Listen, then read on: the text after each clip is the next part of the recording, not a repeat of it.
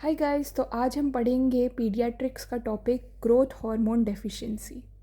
Overall main cause of growth hormone deficiency idiopathic होती है। Deficiency या तो आइसोलेटेड होती है या हाइपोपिट्यूटैरिज्म। मतलब आइसोलेटेड सिर्फ ग्रोथ हार्मोन की कमी, या हाइपोपिट्यूटैरिज्म मतलब कि पिट्यूटरी ग्लैंड के सारे हार्मोन्स की कमी। Isolated growth hormone deficiency can be due to congenital and acquired causes. Congenital has two main causes: developmental and genetic mutations. Developmental means that there is defect in the pituitary gland formation. So that means it can be ectopic pituitary or it can be a septoptic dysplasia. Genetic mutations में GH1 gene की mutation होती है या फिर GHRH1 growth hormone release hormone receptor gene की mutation. Acquired में हम ऐसे याद करेंगे 2 T और 2 I। ट्रॉमा, ट्यूमर जैसे क्रेनियोफेरिंजियोमा, जर्मिनोमा, इन्फिल्ट्रेशन, हिस्टियोसाइट्स, सार्कोइडोसिस एंड इरिडिएशन की वजह से ग्रोथ हार्मोन डेफिशिएंसी हो जाती है। Features of isolated growth hormone deficiency. तो हमने पढ़ा कि ग्रोथ हार्मोन डेफिशिएंसी 2 टाइप के होते हैं, आइसोलेटेड या फिर हाइपोपिट्यूटरिज्म।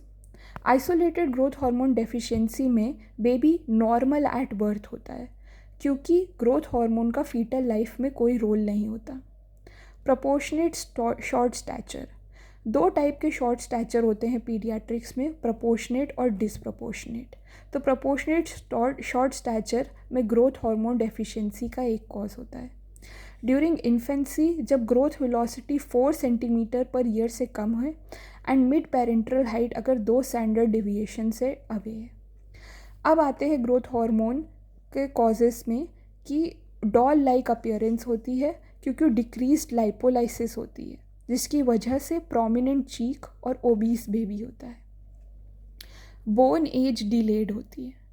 हाइपोपिट्यूटरिज्म में शॉर्ट स्टैचर तो होगा ग्रोथ हार्मोन डेफिशिएंसी से, और डिक्रीज्ड गोनाडोट्रोपिन्स की वजह से डिक्रीज्ड टेस्टोस्टेरोन होगा जिसकी वजह से micropenis, small testis and delayed puberty होगी। डिक्रीज्ड ACTH से डिक्रीज्ड कॉर्टिसोल होगा और उससे हाइपोग्लाइसीमिक बेबी होगा एंड प्रोलॉन्ग्ड जॉन्डिस होगा।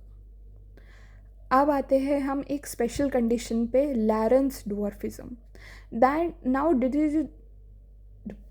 now this is not due to defective GH receptor, this is resistance to effect of GH.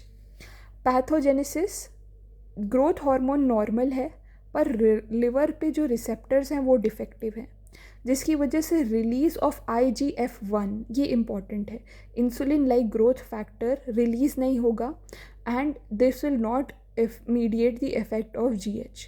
तो इसमें main लैरेंस डॉर्फिज्म में क्या होगा कि decreased and low levels of IGF-1, insulin like growth factor. Investigations to check the levels of growth hormones, तो इसमें 2 type हैं, screening और कन्फर्मेटरी। स्क्रीनिंग में IGF-1 लेवल चेक करते हैं and now malnutrition can alter IGF-1 level. फिर दूसरा screening test है IGF-1BP3। IGF-1 insulin like growth factor binding protein levels, ये ऑल्टर होते हैं सिवियर मैल न्यूट्रिशन में। Confirmatory test for growth hormone is growth hormone estimation, stimulative और provocative GH testing करते हैं। रैंडम एस्टिमेशन अनरिलायबल होता है ग्रोथ हार्मोन में क्योंकि ग्रोथ हार्मोन पल्सेटाइल मैनर में रिलीज होता है। तो प्रोवोकेटिव सब्सटेंस देके हम ग्रोथ हार्मोन की एस्टिमेशन करते हैं। Provocative substances such as insulin, clonidine, arginine. अगर ग्रोथ हार्मोन 10 नैनोग्राम पर ml से कम है तो ग्रोथ हार्मोन डेफिशिएंसी कन्फर्म्ड होती है। इसका ट्रीटमेंट है रिकॉम्बिनेंट ग्रोथ हार्मोन RGH, जो एक सब क्यूटेनियस इंजेक्शन होता है जो यूजुअली नाइट में देते हैं जब तक एपिफाइसिस का क्लोजर नहीं हो जाता चाइल्ड में। रिकॉम्बिनेंट ग्रोथ हार्मोन के काफ़ी सारे यूजेस हैं जो हम इस निमोनिक में से याद करते हैं, GTCS in Prader-Willi syndrome. G से ग्रोथ हार्मोन डेफिशिएंसी, T से टर्नर सिंड्रोम, C से CKD chronic kidney disease, SGA मतलब स्मॉल फॉर जेस्टेशनल एज जो 2 years तक देते हैं, 2 years ऑफ एज तक, शॉक्स जीन म्यूटेशन, I से इडियोपैथिक, N से नूनन सिंड्रोम एंड P से Prader-Willi syndrome. This was all that is provided for growth hormone deficiency. Thank you.